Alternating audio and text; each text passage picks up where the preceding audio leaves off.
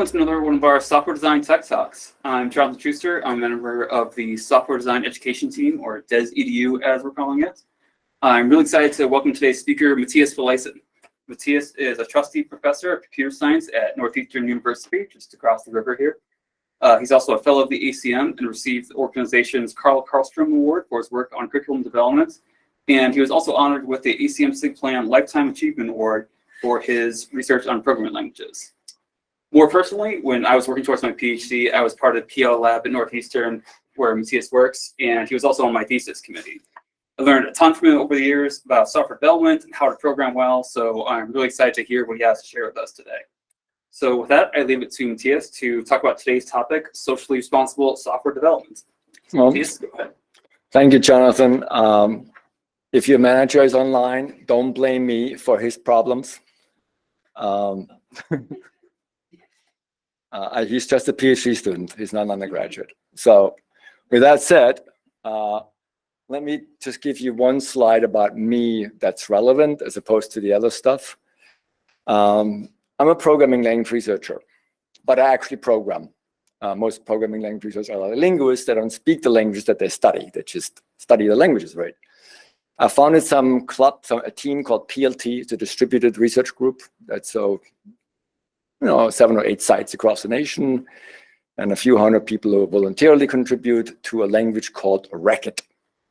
Racket's goal initially was to create a completely alternative programming curriculum for high schools, middle schools, then freshman course at Rice. I was teaching at Rice at the time in Houston, Texas. Exactly. And it was called Teach Scheme originally. Actually, it was called Teach Scheme Not. It's the only postfix position in our entire language. The exclamation mark means not, right? And it's now called Bootstrap. We pipe about 20 to 30,000 students to this program every year. I maintained the student-facing software libraries for that time. It's about 50 to 80,000 lines of code. 28 years. And if you ever have the chance to put your software in front of middle school students, then you will experience a surprise. Did you? Yes, I did. Yes, you did. It is a mind-boggling experience. They do everything that you don't expect. Best testers ever. So then, of course, as I developed the software, I realized I was no longer just looking at programming language research, but really at how to use those things to do good stuff. And I had worked in industry before, but it really sank in that developing software needs a very different mindset from what I think universities do at the moment. So that's what this talk is about. So software system, right? That's what you guys are developing, some of you at least. And when you hear socially responsible, you may think that I mean the user. Well, I don't. Because most software developers, especially in a large company like Google, probably don't have a lot of contact to the end user. Somebody tells them what needs to be done, right? And so the user is just something on the side. If you don't like the user or the usage of your software, you walk away from your job. You get a different job somewhere. Less pay, more satisfaction. But you don't see the end user. What you do see is the other developers. And my goal is to bring across that your responsibility is it's also to the user, but it's a minor concern. That's your marketing manager concern. Your responsibility is to your other software developers. And that's the mindset that we need to bring across. Why is that? Obviously, software systems are built, and if they survive the prototype stage, they survive for a very long time. So what is a software system? A software system is a message from now to the future. And usually a very long future if you think about what you do. And that future means some developer has to read that code, understand it, comprehend it, fix it, add 2 digits to the year. Because you have to understand, when you swipe your credit card at a coffee shop these days, you trigger, that event triggers a COBOL program that was probably written in the 1960s by a guy who was 50 years old and is guaranteed to be dead.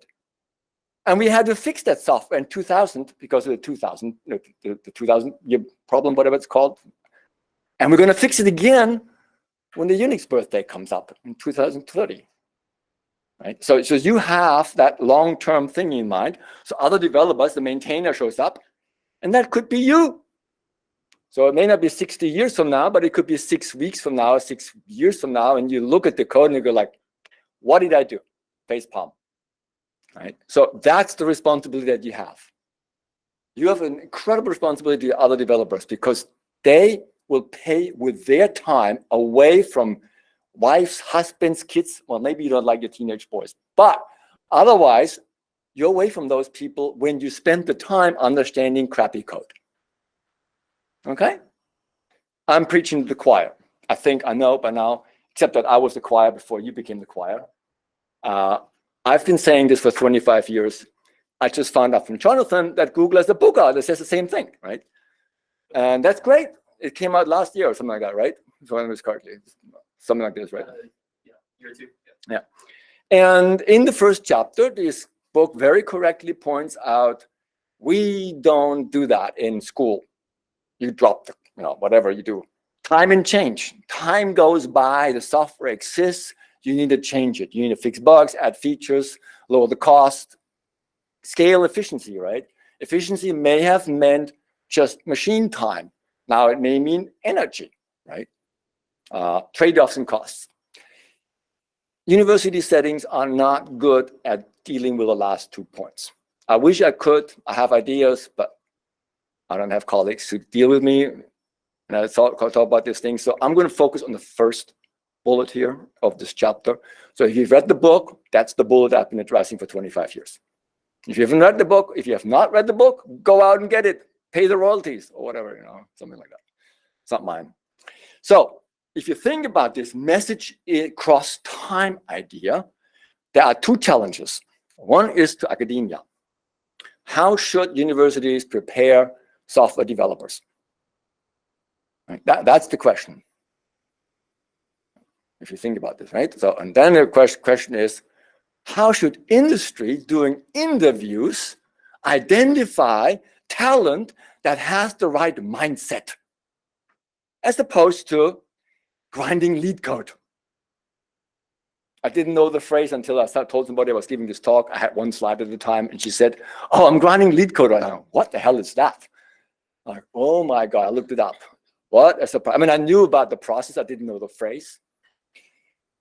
And in my mind, what happens is these days, to this day, we teach programming 101. We teach an algo course and a data structure course and stuff like that. And then students sit down for a week and grind LeetCode. And they interview and I get a very high-paying job. Does that work? Well, I think I'm preaching to the choir again. It's an email from Google I got. And if Allison and Lauren are online, I apologize for posting your email in public here. But it's a Google email, so I might as well say that. So 8 years ago, I got this surprise email out of the blue. Your course is called Hell, and we'd like to talk to you about it because you're in charge of Hell. So yes, I'm in charge of Hell. It's a course. It's actually a whole curriculum. And what came out of this, so we talked for a couple of hours and that same week still. And what came out of this conversation was that at the time already, these 2 people were at an education department in California. And they had been told, our process for onboarding people, for bringing people to Google is not identifying good talent all the time. A lot of people stay out that should come here. Some people get through that shouldn't be here. What can we do? So we went around, the 2 of them, went around Google and tried to identify talent that did really well after a short amount of time at Google. And they were pointed to certain universities. So first they identified those universities that did a reasonable job. And then they grouped those people and said, what in that university opened your mind about that software process? And so the students in California, the Google engineers in California, pointed back to Hell. And I'm in charge, right? So So I called me up and says, would you like to scale this up from the 100 people that you train every year to 10,000? I said, no. That was it. I said, no. I don't know how to scale up to 10,000 because I handcraft people in a class of 100. And I very firmly believe that eye contact is an absolute must for training people well. So, and for actually developing software well. So that's what I spent now 25 years on trying to get this differently. And I will show you what I did. While I'm showing you what I did, the curriculum, and then 2 courses that I pick out of this curriculum, I would like you to think about something. What have you done to figure out your side of the coin? And I don't mean you personally, I mean industry, the context that you live in, or when you act as an interviewer or as a recruiter, what do you do, right? I asked the same question of a student who was with me for 4 years. She worked with me, published a book with me, undergraduate student. She's working at Apple she's working at a different company for 10 years. And she came out a recruit, and we went through that. Like, wow. Okay, so in case you have to run, here's the whole talk. 1 slide. Take a picture, take a screenshot. What's essentially going on is my side says the students must learn to do a bunch of things differently in school. And I'm putting in purple things that often are put down on it, like, oh, those are the soft skills. You can't believe how hard it is to teach soft skills. Try. And then the brown things are the technical ways that I teach programming in a very different way. Right? I don't teach programming. You will find out in a moment that I don't teach programming the way you expected, that you remember from your 101. Okay, that's the thing. And then the bottom line says, you're an industry. If you really want to identify talent that thinks about software as a message, maybe you should support people like us who try to change this curriculum to think differently about software. So the programming curriculum. The programming curriculum, yeah, it's been the same for 60 years. That's not true. It's been the same for 70 years. And so I changed it 25 years ago at Rice. I don't know when you went to Rice. I was in your class in 1995. You got the very beginning. Wow. The first time I taught the course differently was in 95. It was interesting that you took it in 95 because I scaled the course from like 50 to 150 around that time. That was just before the web became big. I'm like, wow, what happened here? So anyway, so programming systematically. You got a witness from the very first days. It's very different now, but it's ideas the same. So systematically means 2 things. Break down the process, even for the smallest program, on how to get from the blank screen to the actual program, and teaching that systematically. So it's 2 levels. Okay, here's the old typical engineering curriculum in computer science. Many of you may have gone through that. Programming 101, you teach hello world, print hello world. Here's some arrays, here's some for loops, do some more stuff, good. Programming 102, do some stacks and heaps. I don't know, heaps, queues, hashes maybe, I don't know, that's about it. Data structures and algorithms, big O, you get to see big O, finally, right? And then at the very top, maybe you have a self-engineering course, maybe. In those first 3 or 4 courses that you typically see in a normal curriculum, you do your homework, you turn it in, it's auto-graded, you drop it on the floor, you never look at the code again. Tell me it's wrong, right? That's the normal curriculum in most schools. There are alternatives, but that's what you see in most schools. What changes over the years? So I went back to my undergraduate school. I grew up in Germany. I came here 40 years ago, so way before any of you arrived, well, most of you at least. And and I checked out what they did. I didn't do computer science there, actually. I did business school there with a different score. Topology courses, analysis, the whole kind of mathy thingy, Lebesgue integrals. That's business school there. So what changed over the 40 years? They used 10 different languages. 10 times that changed fashion. It's approximately as long-lived as the miniskirts on Vogue. It's just a fashion industry. It's an embarrassment if you think about that. We should have, by now, 60 years later, after founding this science, this discipline, we should have principles of how to teach that stuff. So I'm teaching it differently. And I had Northeastern gave me the chance, actually told me to, because students couldn't program when I arrived, to change it very radically. So this is the core curriculum. It consists of 5 courses. I will explain roughly what each of them does. On the side, students also take algorithms and discrete. Core curriculum means the first 2 to 3 years, approximately. It's a 5-year program. I'll get back to this in a little bit. Fundamentals 1. As I said, you need, even the smallest program needs to be developed from a blank screen, a problem statement, with intermediate steps that you can check. That's what means systematic programming.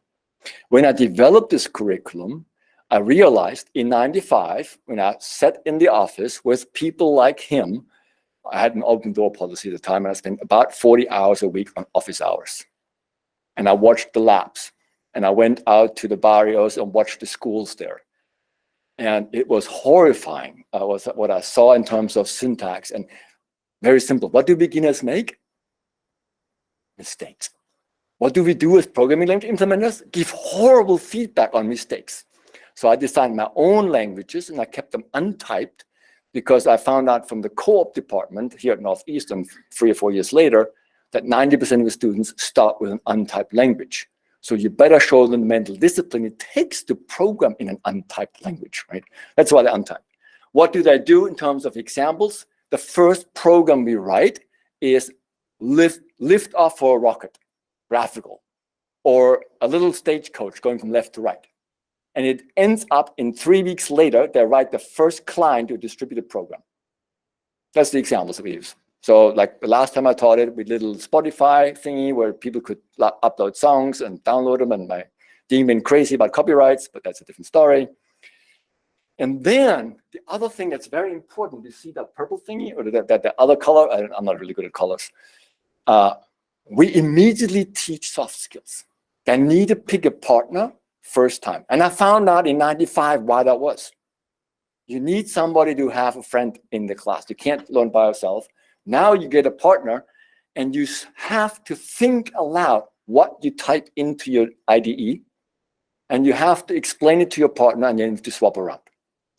First thing around, right? So that's the course I will explain in a bit more detail. Now, middle courses, logic. I introduced a logic course because if you teach logic properly, you can show that automatic reasoning tools, like, for example, property testing or theorem provers, proof assistants, can reason about your code more easily if it's developed systematically.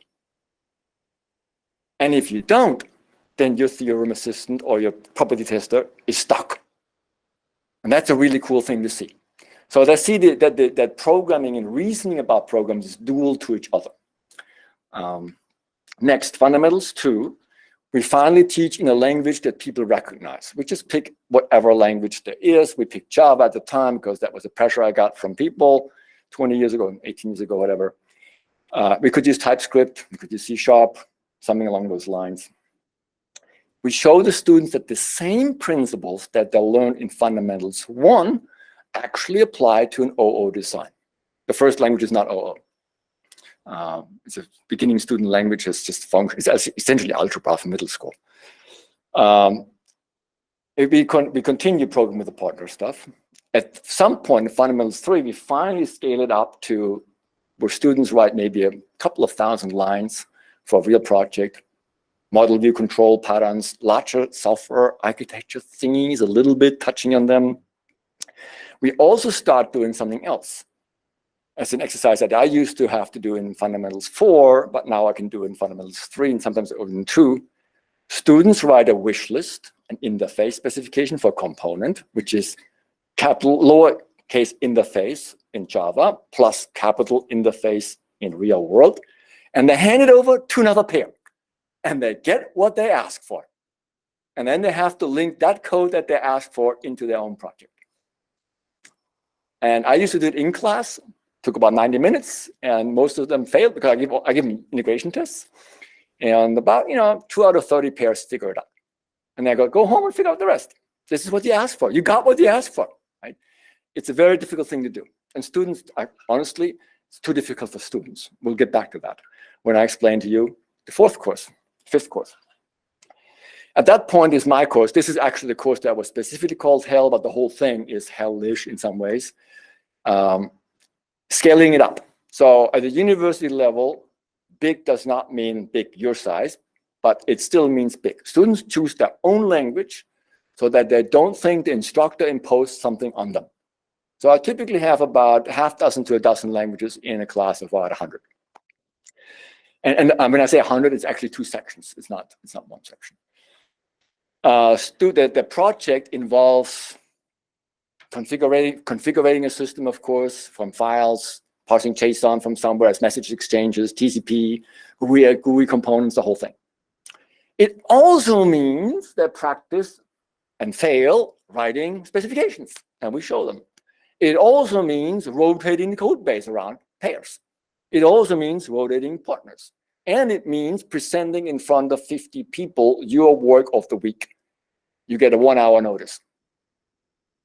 And then there's a panel sitting there, and I'll talk about this in a bit more detail, right, that says, hey, what's going on with that code here? And you need to learn both. Okay, so that is the overview, roughly speaking, of this curriculum.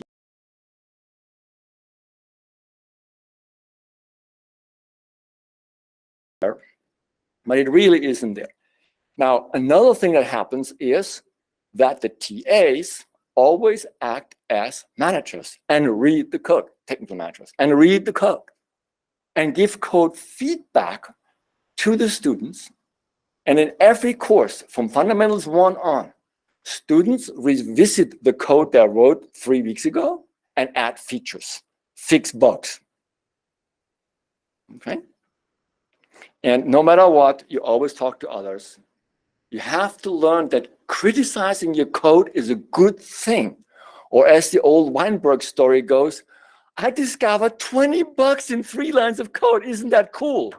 Right? Egoless programming. If you've not read that chapter in that book, go out and read that chapter in that book. That's worth your time. Right? Steve Weinberg, Psychology of Programming. Egoless programming, that's the goal, what we want to bring across, right? Don't invest your ego, but not to the point where criticism of your code hurts you. It charms you into thinking, God, somebody took the time and energy to improve my product. That's the mindset. So Programming 101 is what I want to look at first in a bit more detail, because you may not see what it means to develop code systematically, blank screen all the way to the end, right? And then I want to go look at the top level course and see how that works. All right, programming the old way. As I said, many of you went through that. You pick a favorite language, you print hello world. If you then continue after print hello world, what happens? What happens is that the instructor introduces what I call syntax, more constructs from the programming language. At the end of the week, we say, here's an example, a complete example. I give you 3 problems that are very similar. Go solve them. Well, how do you solve them? You copy the code and you start modifying that code until it works. You run it and the output looks right, but this far away. Like, well, great, I'm going to do it. This is it. I turn it in, I get an A-. Great. I missed the blank space on a line of lines, right? So something like that, right? If it doesn't work, add more print statements, right? And if that doesn't work, if you're at a really advanced school, like the best school in West Cambridge, Harvard, you actually get to see a debugger in the first course, GDB. They were extremely proud when I presented this idea over there that they actually teach GDB in the first course. I'm sorry, that's a mistake. You should never need a debugger, but that's a different story. So after all this, what do you get? In most schools these days, auto-graded code, a bit of feedback, 3 tests failed, 255 passed, A+. Go away. That's it. Okay, so my goal from the beginning, well, from about 98 on, but 2 goals. And let me tell, since I have a RISE person here, let me tell you what happened in your class. At RISE is organized as colleges. A college is actually a dorm. roughly speaking. But they have courses called LAF 101. It's a really cool course. I don't know what college you were I in. think we had that. Oh, okay. So So, if you have any tips. LAF 101 is about dancing, not about anything else. It's a love-it college. Colleges are organized like Yale, for example, if you went to Yale, same idea. And about 3 or 4 weeks into the course, a girl came to my office hours that I missed the last 2 lectures because I was sick. Can I have your lecture notes? I happily hand a lecture. I actually take notes, never lecture from notes. I lecture blank, and gave her my notes, which are handwritten with German letters. And she looks at it and she's horrified. She has no clue what this means. So like, don't you have a friend in your college? These colleges are all about having friendships and hang out together and stuff like this. No, I haven't met anybody. I don't have a friend in class. No, I've not talked to anybody since I arrived at Rice. Essentially, I mean, not quite this. I walked in the next day and I essentially started pairing up people. That's why I started pairing people. And then Laurie Williams and Bob Kessler interviewed me a few years later about the pair programming book. If you know the pair programming book, that's where it comes from. From then on, I insisted everything that is ever done in my classes is done in pairs. I don't want anybody to be stranded. And then the year later, systematically started from the first day. So that's why social interactions came up. A total insight, you need to have social interactions about code. And then, of course, as I coded with my PhD students, that's what we had to do. On the technical side, we need a teaching language. I mentioned this before, so I'll skip that part. On the technical skills side, break down the process. You have to put for beginners, especially if you teach the same curriculum at middle schools or high schools, they get confronted with word problems. Well, in the United States, word problems are taught like this. Each chapter, 2 schemas. You recognize with a keyword in the prose which formula to plug things in, and you're done. Boom, done. If you have kids, it's horrifying. It's horrifying to watch that kind of math education. So what can you do? You can actually show, and this is the other half of the story. I had a babysitter who had applied the fundamentals 1 criteria to. She could solve algebra problems afterwards. It was a 10th grader, right? Because you can break down the process. That's what I show first. When you break down the process, you as a student get intermediate products that you can think about. You as a teacher, you get intermediate products that you can inspect and you can figure out whether students are on the right track or where in that process they go off the rails. And then you can intervene with the right pedagogy. And that process has to be polymorphic, parametrically polymorphic in the problem. It can't be problem specific. There's no ad hoc polymorphism at all in that process. I'm speaking to tech people, so I can use those terms. So that means you practice good habits, but you have to start practicing good habits for the beginners, for the very small problems, not maybe print hello world, which we don't teach, but for small problems. Okay, this is where people with students with experience, high school experience in programming, go nuts. I can't finish this program like this. I don't know why to have all these things, blah, blah, blah.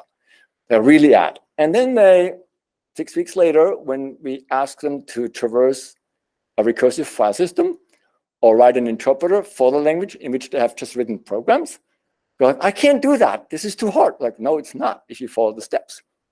And the kids who have never programmed before are like, what's hard about that? That's the power. So then on the other side, oh, one more thing. A typical thing to drive a normal 101 course is the syntax of the programming language, the grammar. Nobody who has ever learned a foreign language, I had to learn English when I came to this country, so excuse my accent, you don't learn language by grammar. Why do we teach programming languages by grammar? Right? So I drive it by something completely different, namely the complexity of data that students can cope with. Okay, I'll show you what that means. On the right side, programming is thinking. Who checks your thinking? Not ChatGPT and not your whatever it's called, Bruno, or whatever the burn thingy, that thingy that comes out. It doesn't think, right? It doesn't think, right? So practice proper pair programming from the beginning, right? Confront students with their code a couple of weeks later. It's a mind-boggling experience to them. For you, it's normal. Right? And then ask students to react to comments on code.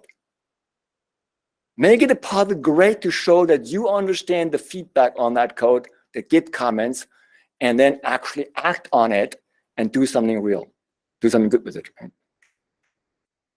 So let's look at the programming skills for a moment. To start here, what does it mean to break down the process of filling in a blank IDE screen with the solution to a problem? So for fundamentals 1, people in middle school, people in high school, people in freshman course, you know that programs consume information from the real world. Information could be a mouse click, it could be a keyboard pressing, it could be a message coming in from a server, right? That's information. That information must be represented with data in your chosen language. An object in Java, for example. Right? You need to write down. If you don't understand what's going on, if you don't write down here what's going on, you're lost. And writing down means you describe the subset of data that this program will deal with now. And we have a certain way of writing things down. Essentially, if you know ML or Haskell, they're algebraic data types, enriched with a few things, but the details don't matter. I'm not giving you instruction on how to develop software. You know how to do that, hopefully. And you make examples of this data type. You must make examples. You must be able, here's another thing that I forgot to write down. You interpret these pieces of data as information, and you show me that you can turn information that I throw at you into examples of your data definition. First product, data definition. The next thing is you can use those data definitions to write down a type signature. Even in an untyped language, you must have the mental discipline to program as if you had types. You can the cool thing is in an untyped language, you can superimpose your own system. Typically, it's set-based, naive set theory comes in here, whatever that is. And you, as a student, must be able, at this point, you got one line, 80 characters, 77 actually, to write down what the purpose of this function is, what it computes, not how, what it computes. Every time you see those they call them purpose statements, after 3 or 4 weeks in an American freshman curriculum, you want to stop and teach an entire semester on English language. Some schools take articulate students, some schools don't. Rice was really cool about this. I learned when I came here what the difference is between schools. Then the third product is working through examples. You take the data examples from the first step and the purpose statement from the second, and you show me how the function might be able to compute the result. So you work through, and then you turn that example work through into unit test off the bat. So unit tests are part of week 1, fundamentals 1. This recipe comes in. We don't show them the recipe, and it's called a recipe, until like week 3 or 2 or something like that. But we show them that one, right? At that point, you know that a program can only compute results from the data that comes in. So you take your data description from the first step, and you write down an inventory of all the data that the program has received. And the actual program itself, that composes those pieces of data into the final result. That's all there is to it. Now, the composition sometimes is complicated, I know. But that's roughly what it is, right? And we show them more and more interesting composition things over the course of the semester. At the very end, you run your unit tests. Okay, they eliminate typos, as you probably know. And so let's look at an example. This is an example from about, I would say, week 3. There's no self-reference in the data description yet. I'll talk about this in a minute. So, problem is a shape is either a square, triangle, or a rectangle, or a circle. Right? And we want a program that consumes any arbitrary shape and of those 3 and computes the area, right? So we could pick a bunch of different data representation in the language that I actually use. This is not the language I use. This is made up syntax. So no language implementer should be insulted. It's made up. Right?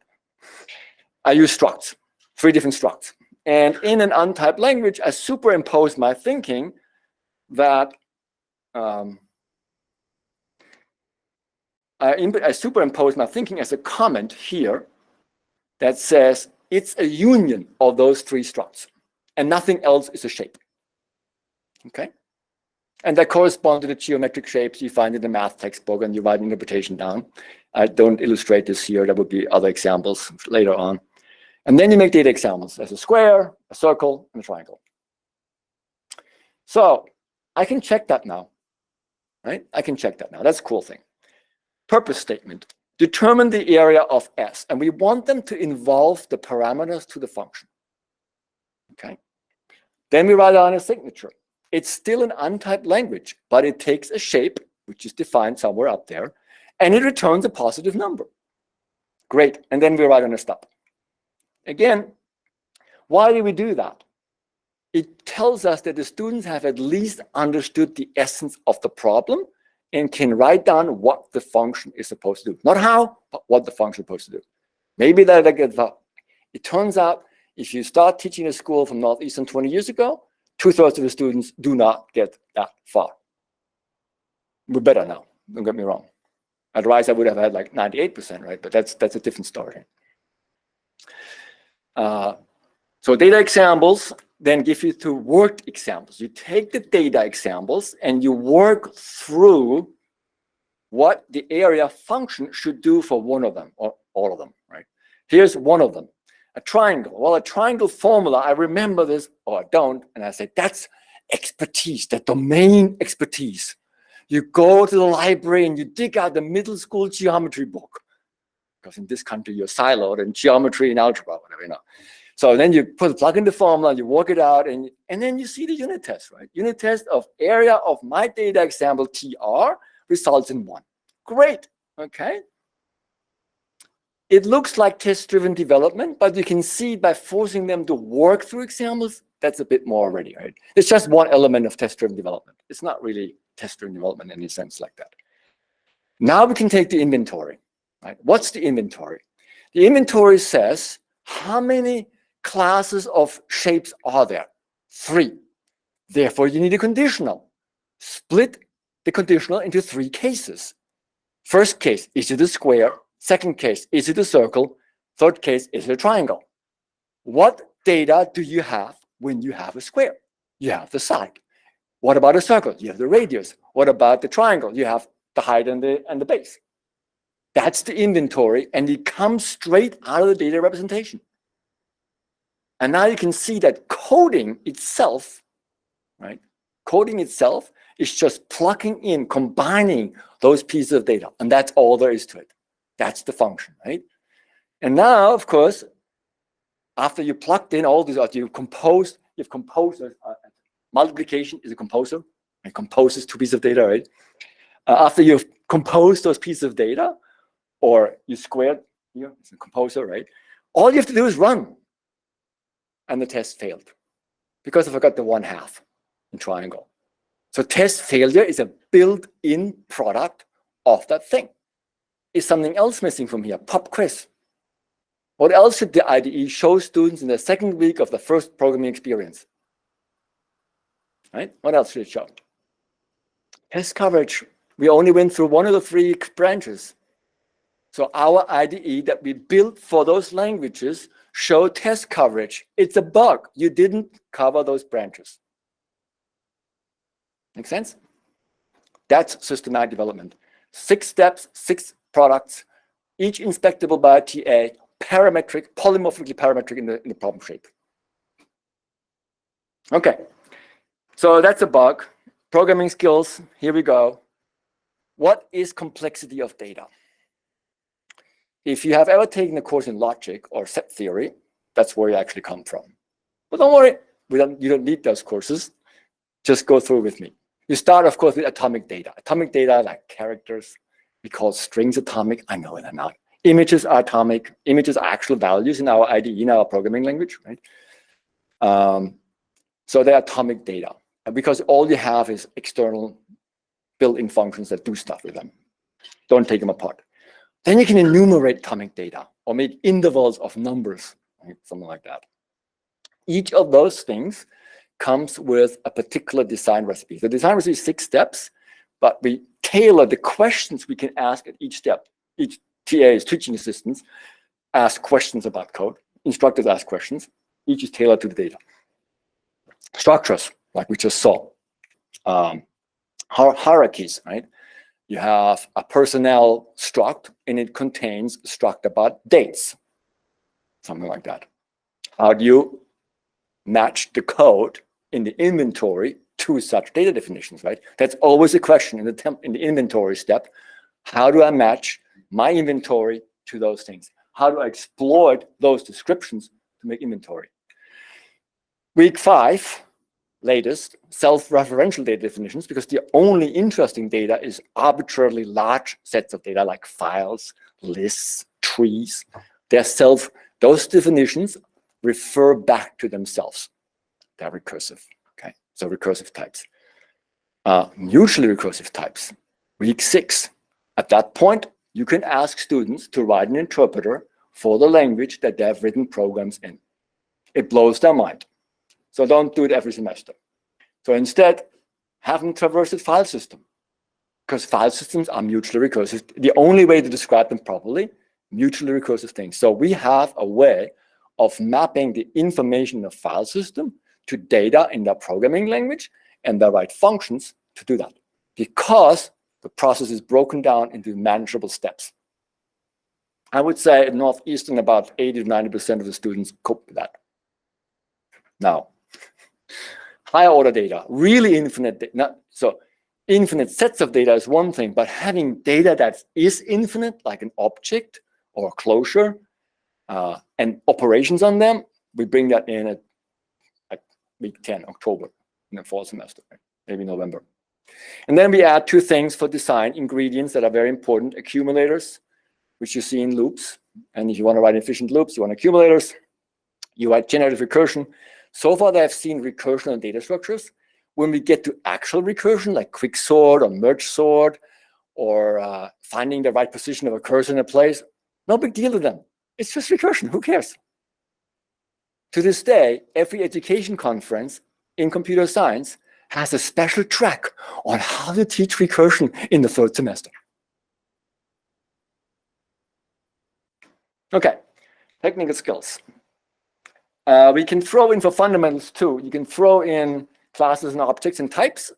Type checking is really cool because you get your signatures checked. You don't have to track them mentally, but you are going to program in an untyped language on your first co-op. Don't forget the mental discipline, right? Classes and objects, you know, you can have opinions about those. I won't share mine. How's that? So there are 2 books out. Actually, one is so this is the book that was originally based on the Rice lecture notes. Came out of 2002 or 3. There's a 2nd edition around. I've always had the philosophy that textbooks at that level should be online. So this book has been online since '95. As I was teaching his course, I put the notes online. I know I wrote my own web server. I verified it. And it could serve that book, nothing else. This book is actually, I threw it away. It's 600 pages of teaching this in Java. And I threw it away because Java has a fundamental design flaw that prevents people from writing properly designed OO code. I've given keynotes at the flagship conferences for OO, and Guy Steele says, "Yes, you're right, but I can't help it." You know, I just had an exchange with Guy the other day again, and like, no, they won't fix it. Different story. So that's what you do for fundamentals 2. Just a little glimpse. Here's the real thing: social skills, soft skills, which are brutally hard to teach. Programming is thinking, right? And you have to explain this to your partner. You learn to share a screen, to switch between problems. Pair programming is not, you go home after splitting the homework in 2 sets. You do half, you combine them, and both of us get an F. Right? No, that's not what pair programming is, right? So you also learn to change partners, because in the real world, you won't have the same partner for the rest of your life. You can't imagine, even this past semester when I taught, I'm not teaching right now, in the fall I taught, guy comes to me, "I want to have my roommate as a partner. We have always got along so well." Like, is he working for the same company? No, they work for co-ops, right? So what do you think? You know, so No, you have to change partners. Real thing is, we need to get students to change their own code. So when I said I really build clients for distributed programs, and one time I actually tried to build a whole distributed program with the students, it worked. Go on my webpage, what that means. It doesn't work, of course. But we need to bring back to them, right, that they have to look at the code they wrote and add something. What does adding something mean? You either add a variant of data because new kind of information is available, or you add functionality on the data that you wrote. And that functionality has to be plugged in somewhere. If you develop the code according to the recipe that is driven by data complexity, you will find the spots where you change the code immediately. If you didn't, you have a really great learning experience. You should improve your coding skills. And that's yours, right? And when I gave a talk like this at National Instruments years ago, like into my rise time, and it turned out there, everybody, not one person, everybody in the room of 200 people had taken my courses, and all their files contained a template, an inventory, at the top of the module, and said, if you add features, that's the template, and no other way to do it.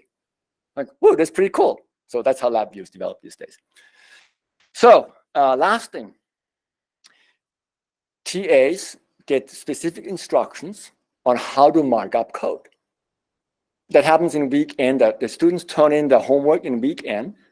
We grade in week N+1. By week N+2, they get pushed back in your Git repo or whatever it is that we use and say, here are comments. Address those comments. Learn to address comments you will get on your code. Okay. That is all the skills. Programs don't get thrown away, not in any course. If you have to read other people's code, and in Fundamentals 1, I tried changing code bases once. It's a bit of a stretch for freshmen, I will admit that. But if it's developed systematically, they can get it. It's mind-boggling, right? Talking to others is a really good thing. It's a really good thing. You won't believe how many people have to get used to that, because they came to school thinking, well, if I become a coder, I can sit in my cubicle, I don't ever have to talk to other people. I mean, I bet you've met such people, right? Okay. So, rotating partners is normal. Getting to know new people. Oh my God, I have to introduce myself. Yes, you have to. Right. Okay, so that was Fundamentals 1. I want to take a little look at software development, and I will tell you at the end, this is not a software engineering. We also have software engineering courses, but that's not a good thing. You'll find out why. So this is the course that was called hell, but the whole thing as it is hell. So let me explain the context first. Northeastern is a 5-year co-op school, meaning the first 2 years are spent on campus. Is anybody from Northeastern here? No. Oh, there we go. So you spend on campus, right? Typically, is the average description. You go out for co-op, you come back, you go out for a semester, learn something, go out back co-op. So you do 3 co-op. That's how it used to be. Our president is trying to change this because of certain things, but that's the rough idea. The first 2 years are essentially core material. The midler, this pink, purple, whatever is the other color there, year is midler year, and then the junior and senior year are then these days they're tracked. You guys probably didn't experience that, but now you have to select a track. You go into either software, or you go, of course, into AI. Everyone's been AI now because they don't realize that it's going to eliminate their jobs. And then they go to big data and stuff like that, right? So those are the tracks that I go into now. And I take electives from that. And it's about a year's worth of coursework. That's the context. Then the goal of my software development course is a distributed board game. In the beginning, I experimented with a whole bunch of stuff. For 1 year, I did tax forms. Taxes are amazing. Did you go through that? I did that in 311, right? Oh, of course, so 312, yeah. One of those numbers, right? So yeah, you were, okay, so tax forms. And it's amazing because what you can do every year you can go to IRS and give me the next tax form. That changed so much. And then in the middle of the semester, you hand out the next batch of tax forms and you're like, well, the Congress changed its mind. Go fix your program. And if you didn't write your program systematically, you are screwed. And that's the polite way of saying you don't do, right? So after experimenting for about 10 years, I settled on board games because the domain is shallow, relatively shallow. I'm not emphasizing strategies, I'm emphasizing the mechanism. And every aspect I want, algorithms, networking, all of the things I want to have are available in board games. There's always a little bit of algorithm stuff going on. Distributed means I always have to send messages. I let the students vote on which data exchange language they want. Until 4 years ago, it was XML, believe it or not. Now it's JSON. Of course, you knew that. So they choose a language. They choose their own language because they have to fail with their own language. Well, the real purpose is that they learn their own language. They think they know it, they don't. And so they get 2 weeks to explore. I give them mini exercises every 2 days or 3 days.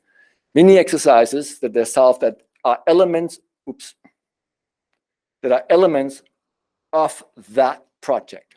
So like a real software developer, and this is something I learned from my former graduates, like Stormy Peters went out for me, came back and told me these things.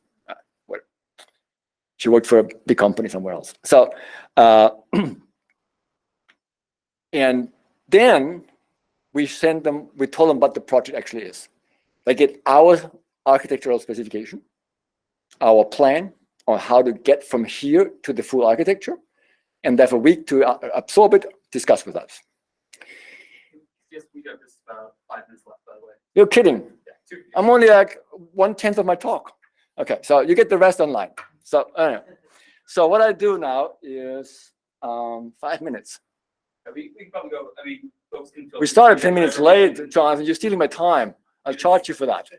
We just started late, so if people need to leave at 3, whatever, feel free, but we can. I'll take a break at Yeah. 3. You give me a take at 3, and then I'll wrap up afterwards. I'm really about 2/3 through, or maybe more.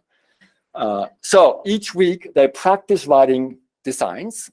They will fail. Then they see our design, they implement design, and then they write integration tests. And we actually inspect that code, give them feedback, they have to assist that.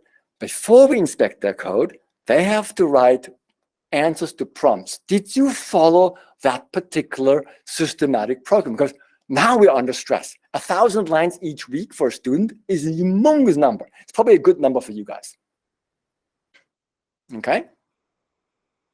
So they have to prove under stress, under duress, they can stick to a system. Test fest, we run everybody's tests against everybody's implementation so that people see how you can look for corner cases. It's opening, and they get bonus points for discovering bugs in other implementations. It's really cool. Now that the project is 10 weeks long, rotating makes a lot of sense with onboarding instructions. How do you behave as an onboarder? You present code walks. How do you present an onboardee? You have learned how to conduct code walks. Okay. Let me go through that part like this. So what does it mean that students get to see systematic coding under duress? You get code walks that act like this. We don't know how to write unit tests for this function. It's 560 lines long. I'm like, really? Maybe you learned about keeping functions short? Pop quiz to everybody here. Squeak, the implementation of Smalltalk in 2020 was 600,000 lines long. How many lines is the average method? Hint, I don't need both hands. Actually, 6 lines per method. That's what I tell my students. If it's longer, you failed. It's not 100% true. 10 lines are okay sometimes. But then you have others 3. Right? So another one is, I have a very simple piece of data, distance. It's an integer. Well, first of all, it's not an integer because -3 is not a distance. Maybe not, or maybe it is. What is the interpretation of that? Is it distance from the left fringe of the card to the wall or to the right fringe? Or what is it, right? Oh, I forgot. So we have to read the 600 lines of module code to understand what that integer means. That's how we bring across, hey, you need to follow those steps. Or we didn't have to write unit tests. We didn't have time to write unit tests because we had so much time on debugging. Well, if you had to write a unit test, you wouldn't spend so much time in debugging, right? You flip the sentence around. That's the kind of thing you have to bring across. Okay, interactions. Let me go into pair programming usual stuff. Here's how I have formal code walks happening since about 2003 or 4. I pick on the morning of the lecture a pair of students to present. One has to be quiet because the pretense is that student has left the company. So only one is left, and pair programming means you have two minds that have the code base in their head, not just one. So if your business loses one of them, you have not lost that knowledge. Right? That's Williams and Kessler. I'm just citing them. So then I pick 3 people that have to ask questions, right? They are the ones who actually have to say, what's going on with that code here? And you're not allowed to say, what do you do? You have to say in terms of code. It's ego-less programming, right? The professor and the teaching assistant have to simultaneously observe all students in case they see something that the panel can't see. They have to control the presenter.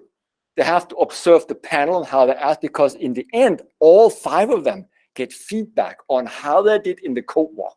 Not about their code, how they're able to bring across with the right mindset what's right and wrong with that code. That's the trick.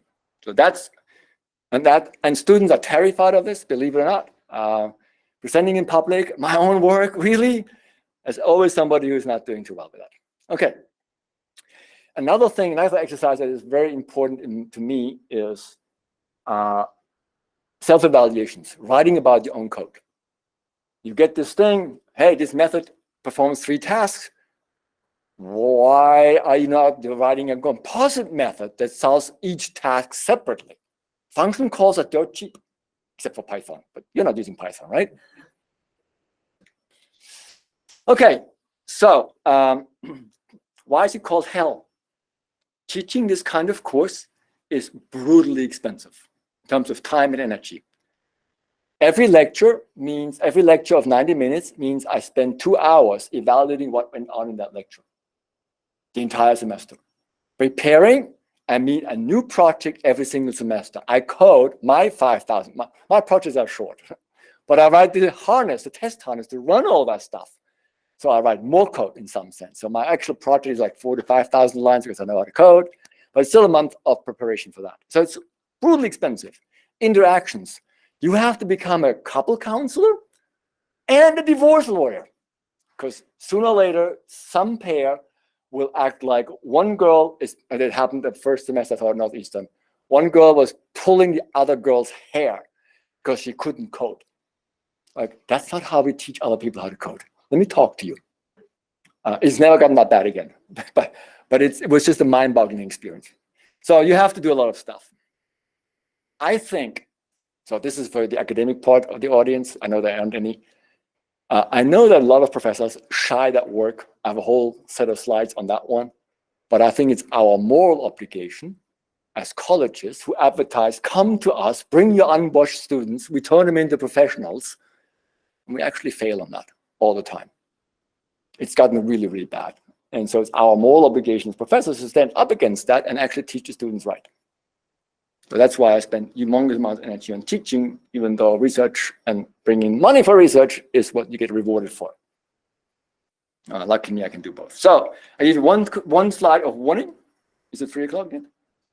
Just after, yeah. Okay. So speaking of co-academics, we changed deans in 2016, and the next 2 deans we had want a lot more money. And you get money by piping a lot more students through the year, and you do other things that you don't do. And so now, should they have weakened the curriculum? And software engineering is not what I imagined. I recruited software engineers to teach the 4th and 5th year about software engineering techniques. But it turns out the curriculum committee, on behalf of the dean, turned it into a course to shunt our students around this hellish course. So of the 500 students, about 150 take my course, the other 400 take software engineering. And they, turns out, for the last 2 years we taught this course, they redo Fundamentals 3 in a different language. I'm not sure what students really learn. I've said it in public now. I always say it in public. I don't care anymore. So takeaways. Last slide, promise. You can go in and catch a tea, Uber, whatever. So I think we have challenges, and the challenges are that our curricula don't prepare students for software development. Now, when I taught at Rice, my chair at the time said, of the 40 students in our major, 35 will go to grad school and 30 will get PhDs. And that was true in 1991, maybe. By 1998, of those 40, which turned into 160 because of, I don't know because of what, but it turned into 160, 150 wanted to get jobs at great companies. .com, remember anybody? The old people here? Oh, I call myself old, don't worry. We owe them. We owe them that because 90% want to have a job and want to have a good living and want to be responsible citizens of a software company, hopefully. So we should teach them properly. And those are the bullets I think matter. The blue ones are about the software techniques, starting in 101, the social skills, the soft skills, which are really hard to teach, the other color, right? And we have to grow the students to the point where in-person reviews are not just okay. Hey, they're good. I discovered $5 in one line, right? That kind of thing. And we have to repeat this. If you don't repeat that message, it doesn't sink in. And I will be honest, even when I had the full curriculum in place in 2016, 17, it was a peak of what Northeastern did. I would not say that more than half the students really got it. But that's amazing. Half the students got it. I see the glass is half full. That's great to me, right? So what do you do? What will you do about your work? Thanks for listening. Thanks for staying longer. Thank you very much for coming, and have a good day.